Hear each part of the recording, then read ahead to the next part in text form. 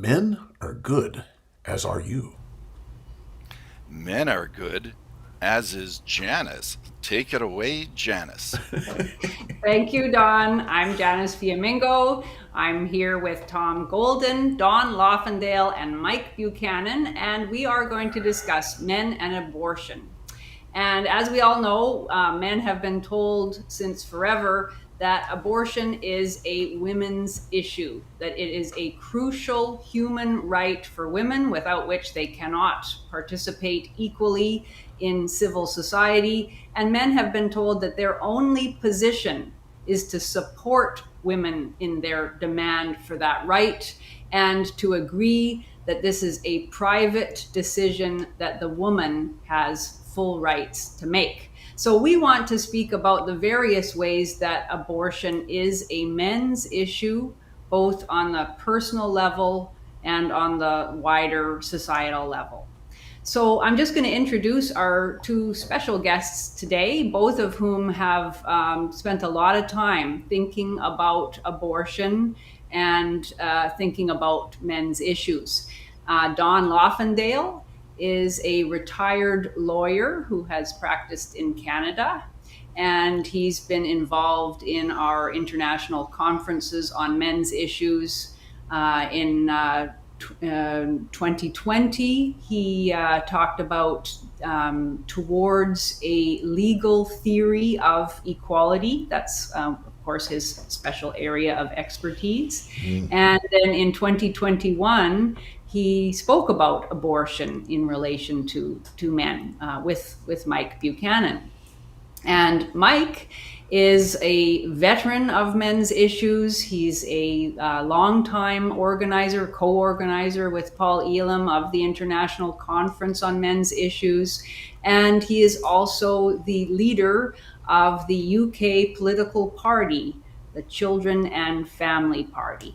So welcome to you both. Really interested in having a discussion about this issue that is, to say the least, underrepresented in our society. So, and I find also, just that's not my turn yet, I know, but I find it so disappointing that conservative men. I mean, we know that progressive men are just purely. It's not my right to speak, and this is a women's issue, and I'm pro-choice. But conservative men too, I find are in general just as bad, just as unwilling to really discuss the issues honestly, very enthusiastic about the idea of men's responsibilities, but silent on many other pertinent issues. So certainly silent on the idea of men's rights. Okay, well, so I think we'll start then with Dawn, and we're going to kind of go around the circle first and then have a more open discussion. Thank you so much, Janice, and pleased to be here, of course, on your and Tom's shows, and always good to speak with Mike. It's a basic fact of human anatomy that creating a human life is a two-person project, one man, one woman, and not merely a one-woman process. Women do not create a human life by themselves. Once a life is created, which is at the very least at some point, once it's in the woman, I hesitate to necessarily call her the mom, that life has started. It it seems to me more than passing strange that a man is required to create a human life. A man is required for a pregnancy, and he can have 18 to, in Canada, I've seen cases up to 26 years old child of the marriage for which the man still has to pay, even if the pregnancy was unplanned and unwanted on his part. But somehow, magically, for 9 months, he's an entire stranger to the process. And he's made a stranger so that women can, as they politely put it, euphemistically put it, terminate the pregnancy. I think more honest, accurate people would say, kill the baby. So there's a very illogical gap here. This does, of course, raise the question as to when uh, human life begins.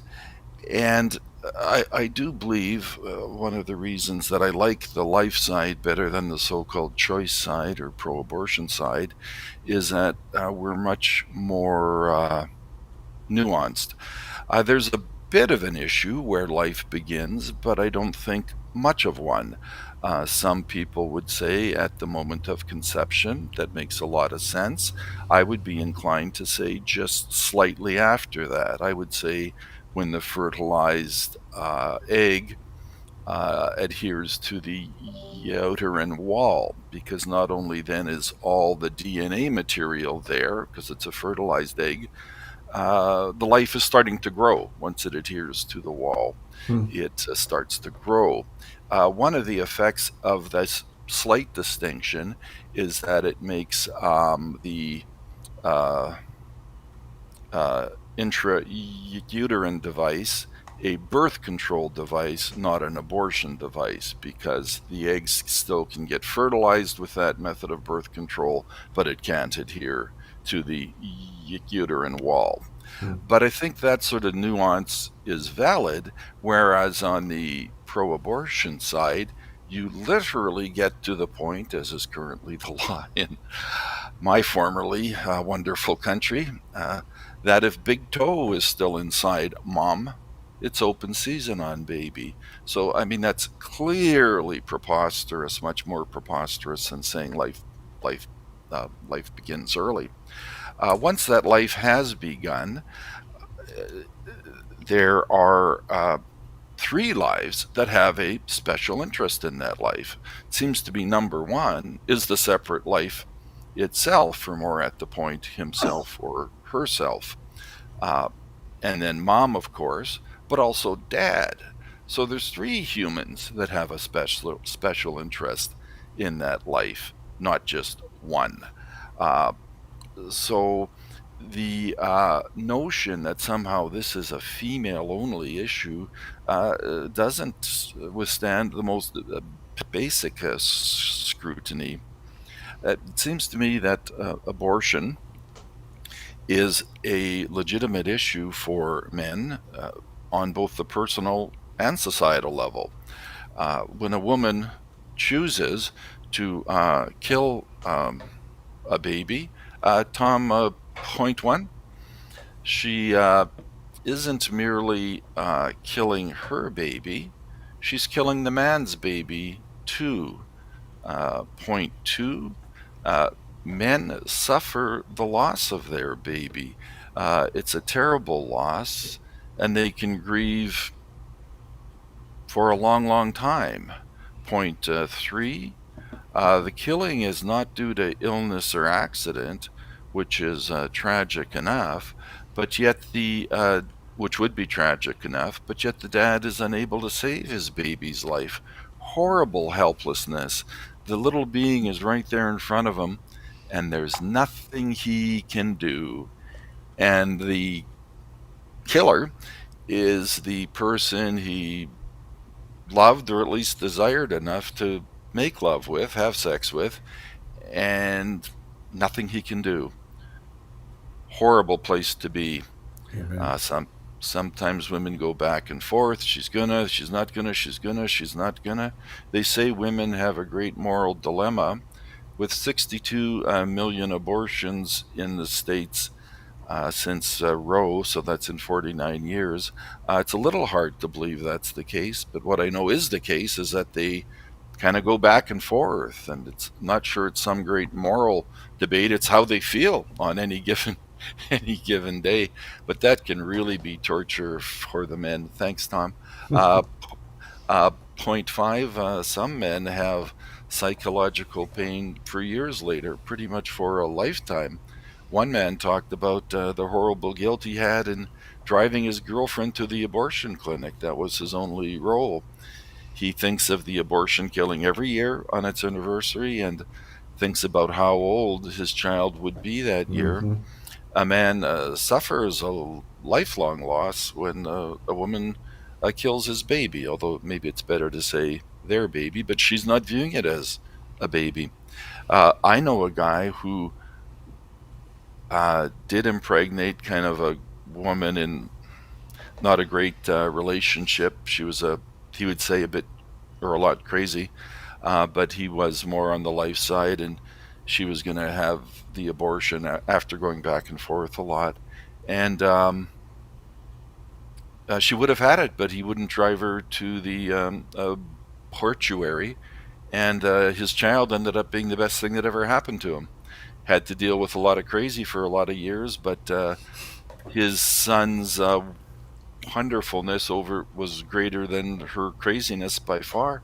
And so just by that simple choice, he saved a life and created a wonderful life, and had a great life with his child. So that is all good. Going Number six, going back to the beginning for a moment, this incredible contradiction that his crucial role in creating the life is only acknowledged post birth if a woman wants money from him.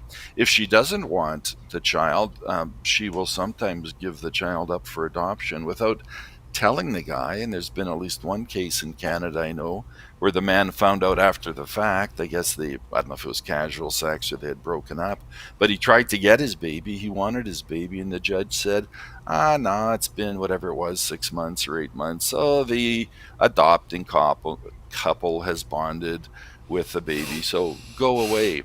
Could you imagine saying that to a woman who somehow whose baby was stolen away from her? The twistedness of the logic on the um, pro-abortion side is remarkable to me, because rather than saying, men create a baby too, maybe they should have some rights when it's Huntress Hamer, as we say in her mum, they say men are 100% responsible for every abortion. Like that's how they acknowledge that a man is needed to create the life. It's uh, remarkable. But this, of course, is only on the personal level. There is the societal level as well. Men are often called upon to risk themselves physically and otherwise to protect the vulnerable. There's even a big feminist push in the last while for men to come to a woman's rescue who's a stranger if her date or husband or boyfriend is appears to be giving her a rough time in public, even though she's supposedly a strong, competent equal. But surely a baby is much more vulnerable in his mom, and the power and strength gap is much greater between a pregnant woman and the child she's carrying than a man and a woman. So it seems to me it's got to be the case that if the feminist point has any validity about men's duty to them, it's even stronger to the baby. And of course, contrary to the feminist oppressive hierarchy uh, narrative, in real life with real people, one can be a victim in one circumstance, a woman beaten by her husband for no reason, and a victimizer in some other case down the line, maybe with a different man, to want to kill one's baby to evade like even 9 months of responsibility, which is, of course, only 1/24th the length of time of the minimum responsibility of 18 years that men get. I also think, and I know this is a loaded phrase, but I think real men do have to show some courage, or should. At our traditionally masculine best, we do risk ourselves to protect those that are vulnerable and weak. And it bothers me enormously that so many men, side with the relatively powerful woman than the highly vulnerable baby. It's easy to stand with with women. They have loud voices. They're listened to, virtually obeyed. The baby can't defend itself. It can't speak. That's standing with the powerful, certainly relatively powerful, against the incredibly vulnerable. So I do say shame on those men. That is just, uh, uh, well, I would say it's cowardly. I would go that far. Certainly an absence of courage at the very least. These men, I think, might be worthy of some respect if they at least had the courage or integrity to say, well, somehow, this is me speaking now, somehow they don't believe that a separate human life is a separate human life, but so that it's okay to end the life early, at least early in the pregnancy. But since it took two to create, if it's going to be a choice, it needs to take two to destroy. If one parent is prepared to take the child, how is that not enough to save a child's life? Even with the choice theory, so both or neither should have some choice.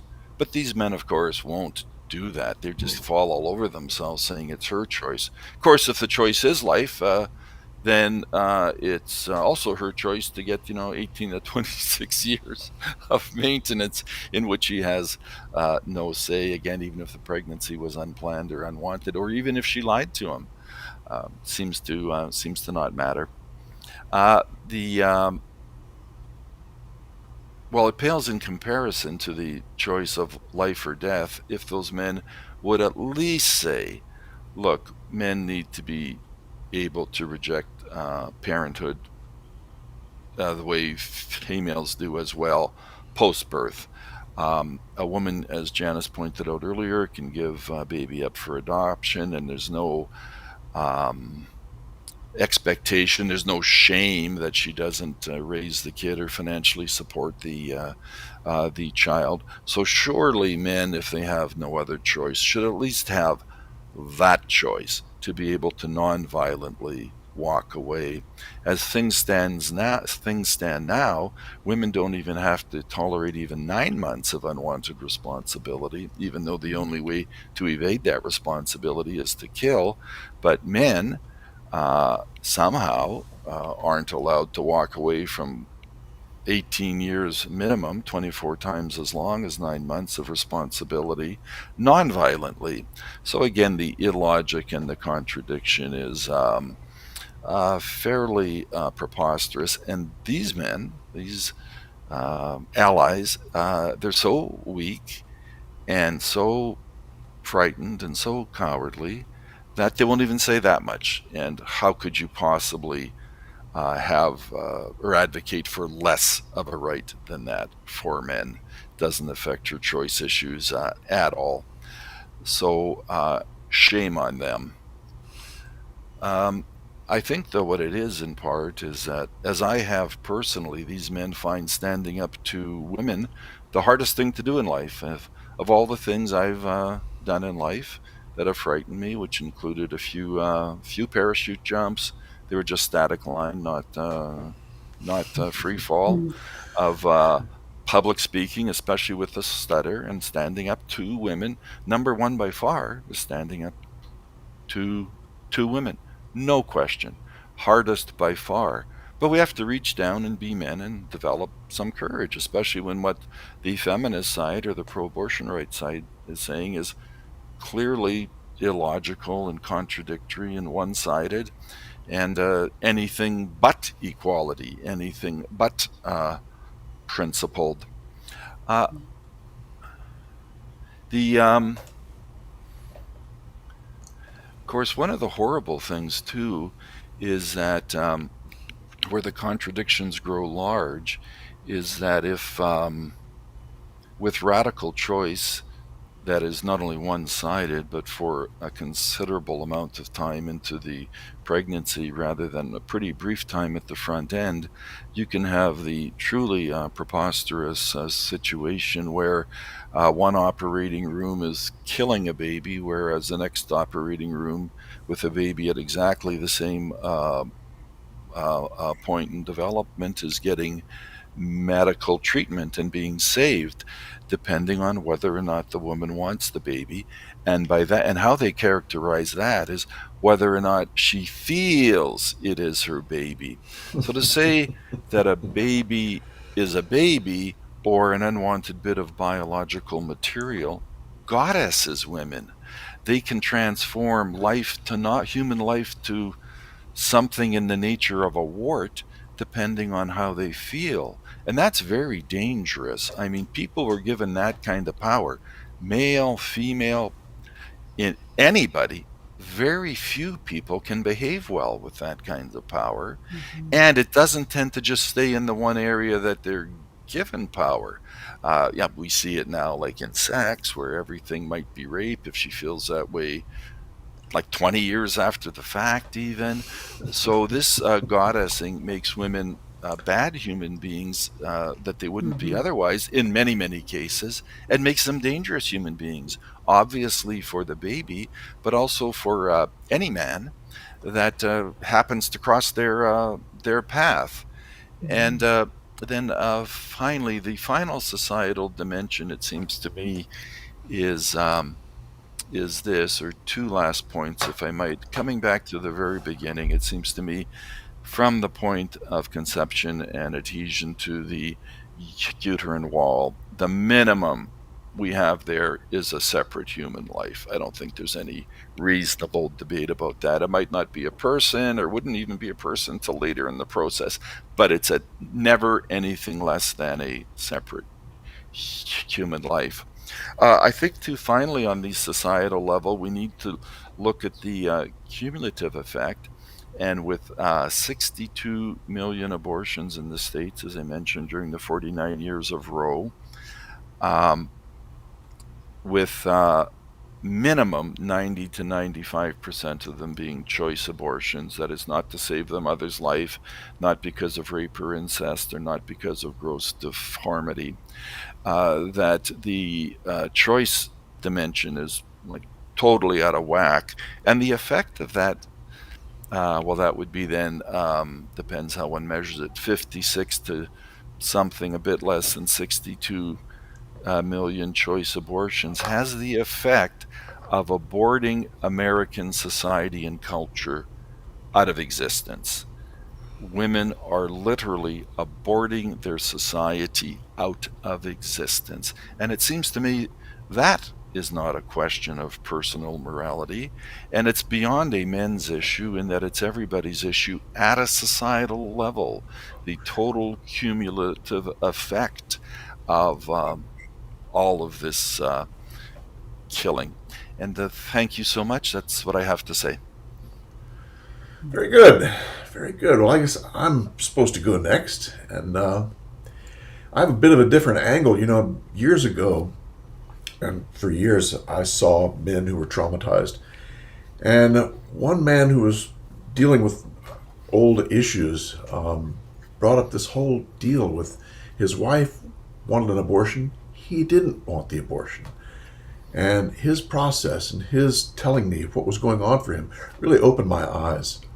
And to see that, wait a minute, we've got a problem here. Because, like Don said, I mean, you can't make a human being without both. She may have the oven, but you had the special ingredient that started the thing cooking to begin with. So you can't just cut that person out of the whole process. And so it just opened my eyes to seeing things. And I started looking into it. And it turns out there's actually been quite a bit of research done on men and abortion that very few people know about. In fact, I've spoken at two or three national conferences on men and abortion, which were not thousands of people going, but they got 300 people. And so it's been going on. This whole investigation has been going on for a while, but because our culture is so gynocentric and so focused on women, guess what? It's no one hears about it. The media doesn't touch it. No one knows anything. So let me just kind of summarize a little bit about what the research has said. Men suffer emotional trauma following the abortion. That's a general statement you can make that I think the research will support.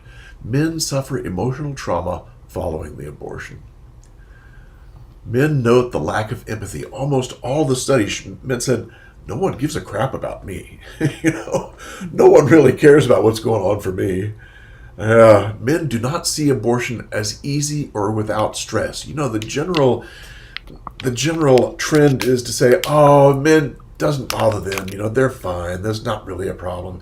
But that's not true. When you ask men in research studies, was this easy or was it without stress? They'll say the same thing. This was something that was tough. This was not something that was a simple on or off. Men can have disturbing thoughts afterwards. That's another thing the research points out, is that afterwards, men can be disturbed by this. And it impacts their role as men. Just the abortion does. And all the emotions that they have, these are the ones that you saw most often in the studies: anxiety, anger, guilt, regret, helplessness, and sadness. A lot of grief for men going through this kind of thing. And when have you ever heard about this? When have you ever seen that in the newspaper? You probably haven't seen much at all. And, let me just give you a couple of ideas about the specific studies and some of the things they said. 20% of men thought it contributed to their relationship failure. So their relationships failed, and 20% of the men said it was because of the abortion. 44% reported dreams about the baby. Wow. 50% reported depression. 9.3% said abortion did not affect them. That means 90-point-something% said it did affect them. 50% said relationship was negatively affected. 15.6% blamed the abortion for ending their relationship. That's pretty intense. 51% reported regret. 33% had a longing for the baby. Now, the other thing they found out was that sometimes this abortion thing can stimulate old issues from their own childhood. So that was another theme that popped up every now and then. And Rue and Coyle, Vincent Rue and Catherine Coyle, are the two researchers that have been working on this for years. And one of their studies came up with the salient themes identified were loss and grief, helplessness and or victimization, and spiritual healing. One of the things they found was that men, after the abortion, even when they didn't agree with the abortion, the men didn't want the abortion, the woman did, the men were still able to and wanted to help their wife and support their wife. What a beautiful thing, men could forgive enough to be able to chip in and want to help her, even though they had this huge life or death struggle before that. So, men are good. That's enough from me. Janice, are you going to say something? I think Mike is going to go next. Oh. I was just going to note, Tom, that my head seems to have been enlarged, Janice, exponentially. Are you growing on us? I didn't touch. I didn't really. It's all your fault, Janice. Thank you. Sorry about that. Quite startling. Oh well. Thank you, Tom. God bless technology and God bless Tom. Yeah. So I think Mike's we're next. Hear from Mike next. All right. Okay, thank you, Janice and Tom. And I must say, it's a pleasure and an honour, as always, to be on the same platform as you guys. I'm pro-life, and I believe the state should protect the right of the vulnerable to live, not protect the right of the powerful to kill the vulnerable. But I lead a political party, and politics is the art of the possible. Proposals in our manifesto centre on reducing the number of unwanted pregnancies and reducing the elective term limit for abortion from 24 weeks, when many unborn children could be saved today, a point Don was making, I think, to 13 weeks. There comes a point when There comes a point when the basic right to life of an unborn child must override the rights of a woman to kill it. One person's rights end where another person's rights begin. We live in an age when contraception has long been readily available and highly reliable, so you have to ask why almost half of pregnancies, in the UK at least, are unplanned. I'm not religious, but it seems obvious to me that human life starts at conception. That's just a biological reality.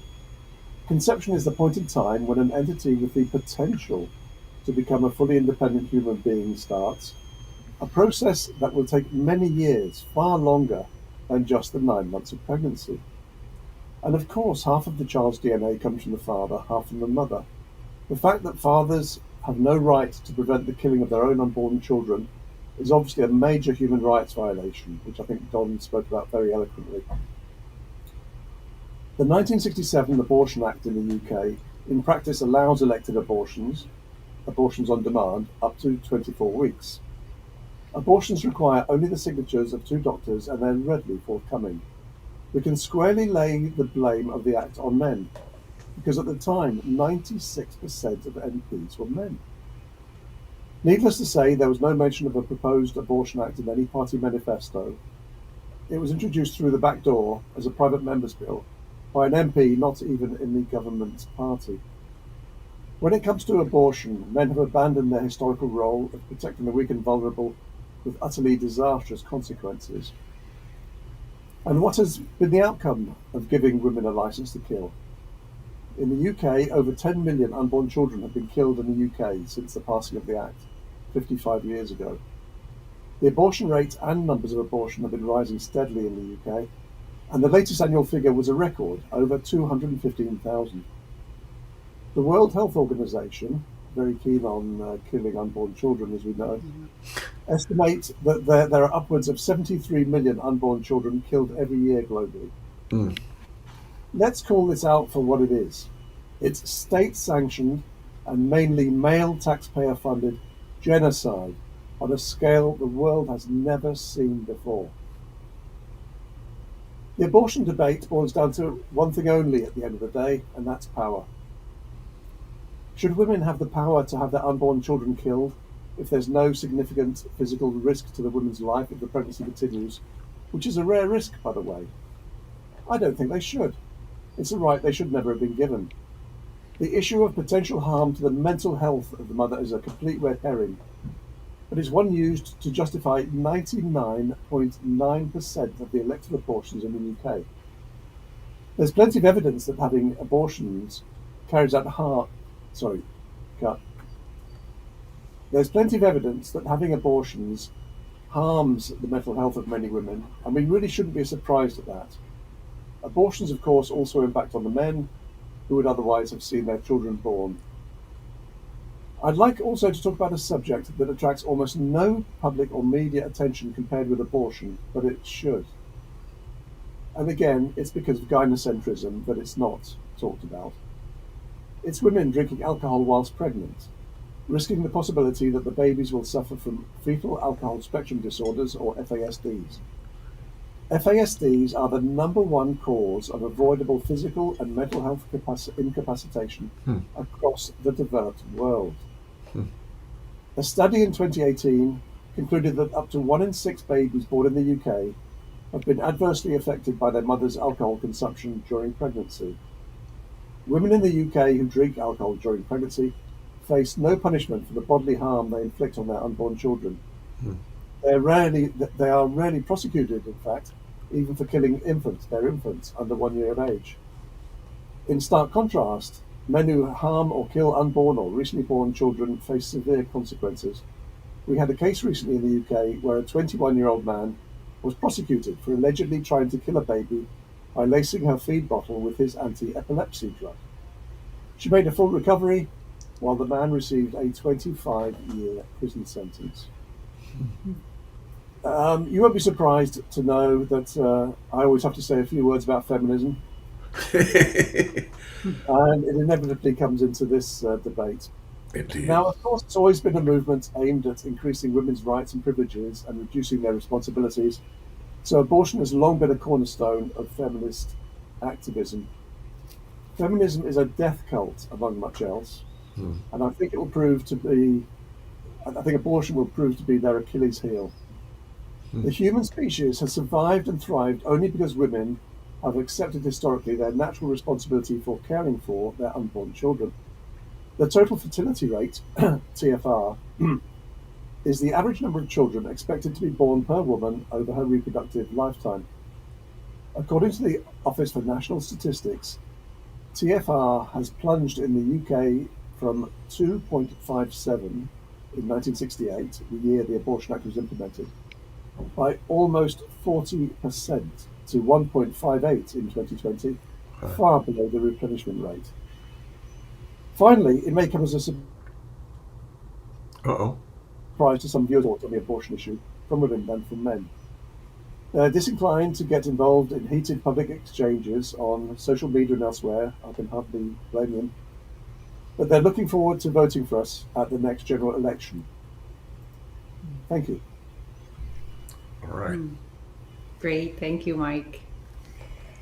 Yeah, wow. I mean, there's a lot there to talk about already. And I guess I would just add a few amplifying comments, really. One is that I am so struck by the animus against men on this issue, no matter what side one takes, it seems. The enormous anger that gets expressed towards men, and the enormous willingness to exempt women from any kind of moral responsibility. We expect that on the progressive end of the scale, in which we are told that women are oppressed in a patriarchal society, and that men, in denying women, the right to abort their unborn children at any stage in the pregnancy, that is a form of patriarchal oppression. Well, we're all used to hearing about that. But I was shocked just recently to witness a group of conservative men, pro-life conservative men, and one pro-life conservative woman talking about abortion and doing the exact same thing, except from the other side, arguing that men force abortions onto women, either literally, a case was given of an abusive male partner who told his partner that, she had to get an abortion because he didn't want the child. And to listen to this woman talk about the issue, she said that the vast majority of abortions were coerced abortions, that men were forcing women to get these abortions. She obviously hasn't met all those feminists that like to shout their abortion and talk about it as a great good and a sacrament, or she thinks they're not really telling the truth about that, I suppose. The implication also was that even in cases where the woman wasn't actually coerced, she was coerced in some other way because she wasn't told about her options. She was fooled into thinking that this was something that she should do, that abortion was a good. And somehow women don't have any kind of independent agency or thought process to be able to think for themselves, that they might make a different kind of choice, and that they are pressured in all sorts of ways to do this thing that they don't really want to do. So all the emphasis in the discussion was on the harm to women of a culture in which they are given the choice and even celebrated for making the choice to kill their unborn children. I thought it was so bizarre, this unwillingness to call out the moral evil of a woman's choice to kill her baby, fully cognizant of what that means. The other thing, well, there was a whole discussion there too about how the sexual revolution had been won by men, and that it was making women feel bad, and it was a terrible thing for women, and men needed to step up and take their responsibility. I find the unwillingness on the part of pro-life conservatives to actually speak honestly about the discussion, and not to focus extensively always on harms to women. That's always the fallback position, it seems, no matter what side of the political scale one is on. I think that really stymies our ability to speak honestly about abortion and about many issues, of course. Yes. And yeah, just to amplify what's already been said about the notion of the female goddess, that idea of the power that we give to women to determine all sorts of things. We do it, as Dawn said, in the realm of sexual relations, where the exact same act, it no longer has any kind of objective meaning. It all depends on how the woman feels about the sexual act, whatever it happens to be, whether in the moment or, as Dawn said, 20 years later. It can become sexual assault or rape, depending on how the woman claims she felt about it at the time, or even how she feels about it in retrospect when she takes into account her alleged lack of agency. That is no way to organize a sane society, obviously. And in the case of abortion, it's even more serious. I mean, in the case of sexuality, it's very serious too, because many men end up in prison and having their lives destroyed as a result. But in the case of abortion, it's extraordinary that we're willing to say that a life is a life, depending on whether the woman feels and thinks that it is. And I remember speaking to a fellow academic about this issue, and she talked with great pride and pleasure about marching in a pro-abortion rights demonstration when she was heavily pregnant. And she felt this demonstrated, I don't know what, the complex thought process or broad-mindedness or something. And she said she got some quizzical looks from people. There she was with her big belly with a baby inside, but very energetically supporting women's right to kill their unborn children. And I felt very uncomfortable with it at the time, and I didn't really say anything back to her. And I wish I had said or pointed out that clearly if somebody had killed her unborn baby at 7 months or whatever point she was at in her pregnancy, she would have seen that as a horrific crime against her and certainly against the baby. Right. And yet she was perfectly fine with someone else killing a child and most feminists are pretty happy with no term limits. So 5 months, 6 months, 7 months, 8 months, right up until the week after birth, in some legislation that's being put forward in the United States, Right. And probably elsewhere too. She probably supports that. She certainly supports the right of a woman to decide that a smaller baby is not worth saving and should not be saved because of the mother's choice.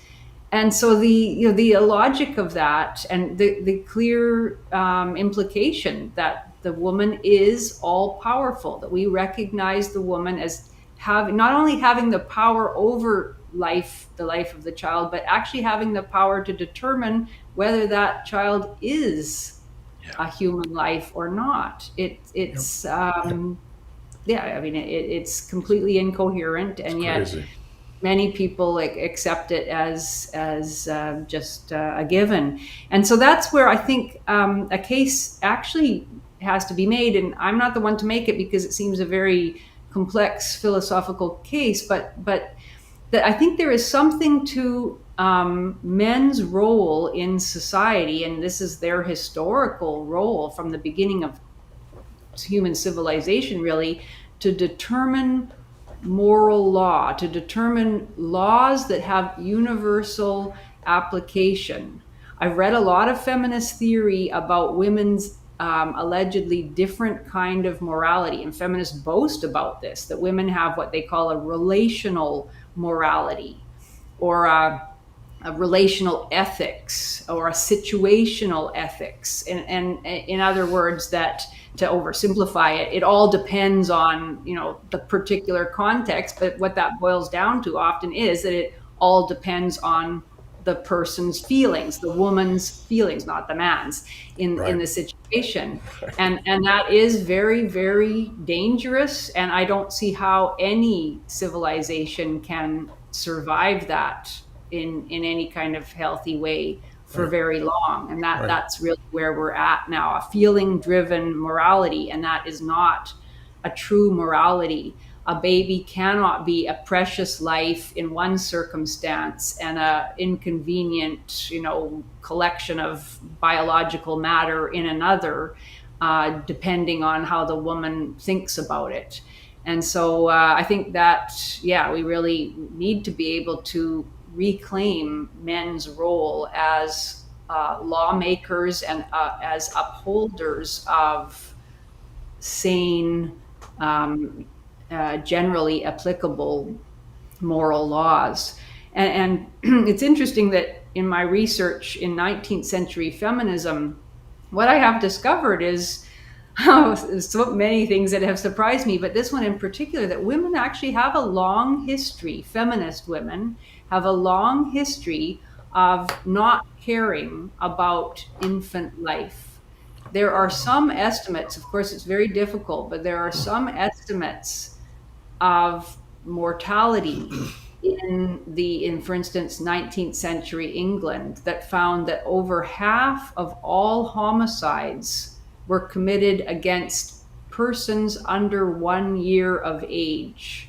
In other words, these are infants that were killed, often killed within a week or 2 weeks of their birth, primarily by their mothers. Infanticide was a huge issue in the 19th century, and it was often, contrary to what we would all assume, often not prosecuted, because even all male juries were easily convinced that this woman had no other choice but to kill her child, or she was temporarily insane. In the case of unwed women, they just felt sorry for the woman. And in the case of married women, many married women killed their infants as well. They could use a plea of temporary insanity and usually escape jail time. And often feminists in those cases would take up the woman's cause if it happened. I mean, most of the time these cases didn't even go to trial, but if it did, often feminists would take up the woman's case and would turn it into, it was again a case of a woman who was victimized by a patriarchal society. They would try to claim that she had been raped, even if she hadn't been, even if there was absolutely no evidence for that. They would claim that no one would help her. She was in a terrible situation, et cetera, et cetera. They would blame the husband or any man who happened to be there and could be used for that purpose. So, it's this the ruthlessness of the ruthlessness of feminist ideology, even at that early stage, in expressing no empathy for the babies killed and turning the issue into an issue of blaming of men and excusing women from moral agency. It's so familiar to see the language and the automatic positioning of those feminists. And it's certainly what convinces me that if we leave things up to feminists, after birth abortion will be firmly on the agenda of feminism in the future, and it will become something widely practiced, I fear. So again, that's to me a reason why this is really an important subject for men who value human life to speak up about. That's it, really. Yeah, and let that be a leader to go see Janice's Flamingo Files 2.0. You'll find out some fascinating things, but that's one I didn't know about, that they were so involved in killing babies early in the 19th century. That is absolutely fascinating. Yeah, there's a really famous case concerning a woman named Hester Vaughan. And the feminists, the major feminist organization in the United States, led by Elizabeth Cady Stanton and Susan B. Anthony, they took up her cause and lied about the case, turned it into a narrative that served feminist purposes, never spared a thought. This was a woman who, she became pregnant, she was unmarried, she planned, obviously, to kill her child because she didn't tell anybody that she was pregnant. She was living in a boarding house. Women noticed that she was obviously pregnant. They offered to help her. She refused their offers of help. She planned the killing of this child, and she did. Once the baby was born, she beat its brains out on the bedpost, and then hid it under the bed and claimed that she had fainted on the baby after it was born. And the feminists took up her cause and, said that this was a terrible case of a young woman victimized by patriarchy, essentially. There were, this was in Philadelphia, there were homes for orphan children. They'd Right. already been established Right. decades and decades before that. So she Right. did have choices. Once she Right. had that baby, she could have surrendered Right. it to one of these homes. She chose Yes. not to. And yet, the feminists were enthusiastic in her defense, even not knowing anything really about the situation of the case and not concerned about the reality of what she had done or the morality of what she had done at all. And that was a common kind of instance. So we see that determination to excuse women of moral agency and really lack of interest in the value of that little helpless life. And this amongst ideologues who claim that we should give more powerful roles to women in society precisely because allegedly they have a superior morality and are more empathetic, more capable of deep feeling, more sympathetic to the helpless and the vulnerable. And they have shown in their actions over and over again that actually isn't the case at all. So just another reason why men should feel confident to speak up about this issue. Yes. That's exactly what we need. We need men to stand up and say, no, that is not right. So, but unfortunately, go ahead, Mike. Sorry, Tom. Yeah, I just like to have a thought on that. Almost all the men who engage with us on the abortion issue on Facebook and elsewhere are hostile to our party's position on abortion. And I can't help but think that's a manifestation of unconscious guilt about doing nothing about the killing of the defendant. It's their way, I think, of giving, I suppose, primacy to women's decisions. It absolves them somehow the responsibility for doing damn all about it. Huh. Interesting. And if I might, I'd like to pick up on Janice's point for one moment also, see if I can say this coherently. The men and maybe developing some universal moral concepts. I have noticed back in my workplace, I worked with a lot of female lawyers. A lot of them were good to work with, had some female work buddies, some of them very sharp lawyers. One of the things, though, that I noticed is they tended to be extremely good at picking up details, but not so good on vision. And the men tended to see the big picture better, but not the details. And it seems to me for something that should be universal, you need that vision. That also fits with your, if I can fit it in, Janice, with your point on universal morals. There's also the issue of where something immoral ought to become criminal, and the whole issue of violence. Tom would know this better than me, but I thought I'd read a number of places over the years that in intact families, it's dads that tend to put the limits on violence. A certain amount of roughhousing, okay. Beyond this point, no. Correct. And with dads being out of the homes and mostly out of lawmaking now, they're either not there or have to knuckle under, kowtow to the women. I wonder if this extreme view the pro-abortion writers have on abortion and the extreme number of choice abortions that have occurred is a manifestation of this, the absence of men and their ability and role of putting limits on violence. And we see the consequences of it, it seems to me. Absolutely. Absolutely. I think that's right, Don. And I think that we are suffering the consequences now of having neutered men for the last 50 years and turning their strengths into toxic, into something that's seen as toxic. I mean, the very strengths that could have been used with men to say no to this have been shamed so much that men are afraid to even, step up and be masculine. We're living in a crazy place, man. It's absolutely insane. Yes. But it is a quite recent development, I think, for the men's rights movement to say this is, you would think that, the men's rights movement would be many decades ahead of the curve. But it seems to me, I can't speak about North America, of course, but it seems to me that there is a growing realization that men have a legitimate interest in abortion, whereas 3 or 4 years ago, that would have sounded really quite fantastical. It was only in 2019 that abortion was first mentioned as a men's issue in an international conference on men's issues Huh. in Chicago. By Mike Buchanan. Yes.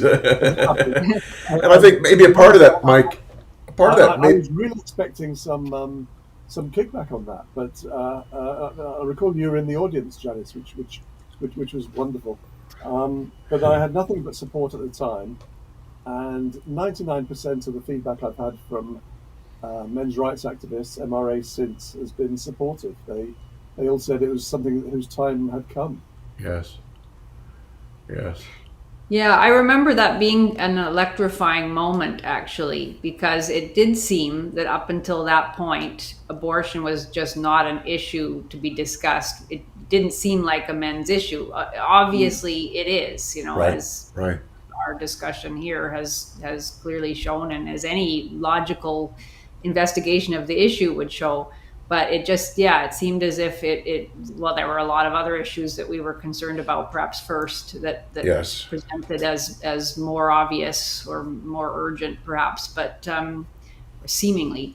But yeah, I agree that it's surprising that it was so much in the shadows for so long.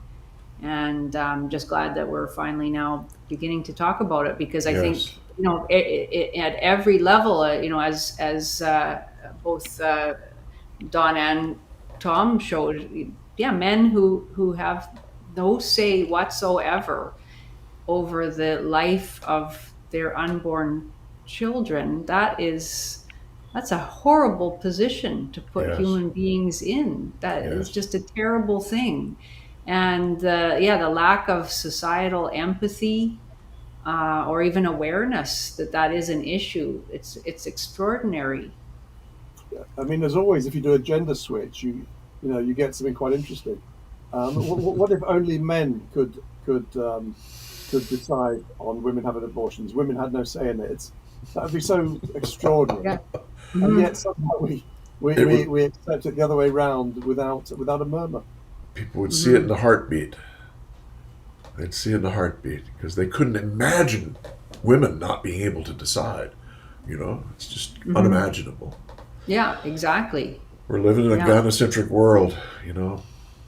Everything is filtered by that. Everything we see and do. It's crazy. Yeah. And that wasn't so bad when women were in the home, because then you can see where they need protection. But once they claim to be strong, competent equals and get all kinds of benefits, they can get credit for raising your kids even though they're in the daycare center, and also be a doctor, lawyer, like whatever. But to then turn around and claim that I kind of lost my train of thought, but that we have that they're strong, once they're strong, competent equals, then that are getting all kinds of benefits and even have things like affirmative action programs, to then have a gynocentric society, that makes it toxic. So I think it went from being a good or at least justifiable thing to being a horrible thing, Yes. because of who women now claim to be and what else they're doing in the world. Yes. Yeah, we've inflated women to such a degree that I think they're going to pop soon. Yes. It's like they're so inflated and they're so not held accountable for almost anything that it's just, and this is just one more example of that very thing. It's just Yes. amazing to me. Just along those lines, Tom, I sometimes think, forgive me, that a lot of women are suffering from high self-esteem. Yes, Yeah. yes, that's the Yeah. inflation. That's the inflation, and it's Yeah. the research even shows it. It just shows that that's what's happening. This inflation thing. It And comes. it It is comes from not having fathers setting limits in the home. You don't have the father. The mothers always get, well, maybe this time we can do. No, the father said no, not until such and such. When you don't have that, what do you have? You have people who grow up without limits, and people who grow up thinking that they're just everything revolves around them. Ugh, that's trouble. And that anything that they do wrong is not their fault. It's not their It's fault. somebody else's fault. Yes, it's So it's even patriarchy. worse than that in a way. They're told that they're wonderful, that they're courageous, that they Yeah. bring something that the other sex absolutely lacks. Yep. But then at the same time, any wrongdoing is the other sex's Fault. Yes. complete fault. And Yes. the moral, the moral hazard of that, it seems like it's so obvious, and I think we should be talking about that every day. Yes. If we want to talk about harms to women, that is, I think, the major harm. It is a moral harm to women's moral decency and agency, in that we are turning women into monsters. I think we are probably producing, various kinds of personality disorders and dysfunction merely through that, the unwillingness to force women to earn their own rights and identity, not rights, but their identity in the world. It's granted to them that they're wonderful, and yet when they show that they're not wonderful, there's a utter refusal on the part of most people to even name the wrong that's been done. And Correct. that is really doing a disservice to women. Yes. Exactly. Right. Yeah, exactly. Men are attributed no virtues and all vices, and then it's the reverse for women, right? Well said, Don. That about sums it up. Are we close to finishing? Hello? I think so. We're going to leave a lot of links down below. So the description box is going to have links, all kinds of links. Links to Janice's 2.0 Flamingo file, to Don's presentation on abortion, Mike's stuff, all kinds of things. I'll leave it also research links so you can read the research yourself and have a look at it.